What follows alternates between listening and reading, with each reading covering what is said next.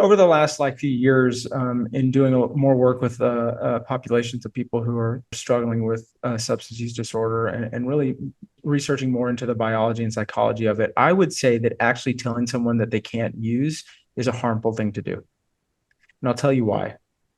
As I mentioned earlier, when we talk about substance use disorder, you're talking about an individual whose life is an incredibly painful place to be. Right? They don't feel like they have any, or certainly very few. They have very few things that they want to actively show up and be present for in their life. Their life, for one of many reasons, feels like a very unsafe, unsecure, and painful place to be. And the one thing a lot of people, but let me just interrupt you. A lot of people would say it's that way because of the addiction. No, it's that way. It's because of that they start using. So now they start to use because they discovered that there is a behavior, whether through substances or through, let's say, sex or gambling, some kind of behavior that relieves them of the burden of being present in their life and eases the passage of time of their day. It gives them the ability to safely navigate a life they don't want to be a part of. So to say to somebody, what you need to do is not use, is saying to them, what you can no longer have is the one thing that's making your life feel safe. That is a very dangerous thing to say. I believe it's a harmful thing to say.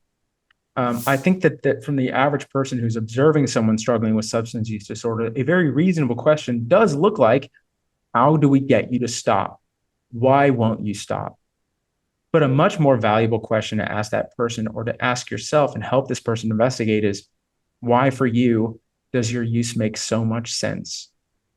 Why for you is your use a reasonable biological and psychological response? That gives the individual a much greater, if they can answer that question, and hopefully you help this person do that over the course of time. If you answer that question, and when you do, you then have an amazing opportunity to accurately reorganize this individual's life, their environment, both physically and socially, so that their use becomes less necessary over time. Rather than say, if you just didn't use, your life would be better. They're going to say to you, I'm sorry, I know what life felt like before I started using. It was horrible. Don't tell me not using is the solution. Using feels like the solution. Instead, say, what we want to do is we want to actively add into your life things that are going to help you cultivate an experience where life starts to feel safe for the first time in a long time, where tomorrow feels like a hopeful place to be, where every aspect, or at least the majority of the aspects of your life, are things that you want to show up and be present for. Showing up and being present requires a certain degree of sobriety. So if the requirement for being present is a significant degree of sobriety, that means your use is now far less necessary and far less interesting to you, far less attractive to you. That's recovery. And I know that for the person who is dealing with someone who's struggling and is listening to my words, they might go, he needs to stop talking. How can he say things like that? That substance is killing that person. But it's so important to understand that for that person, they fully understand that the use they're engaging in is compromising their future. Mm.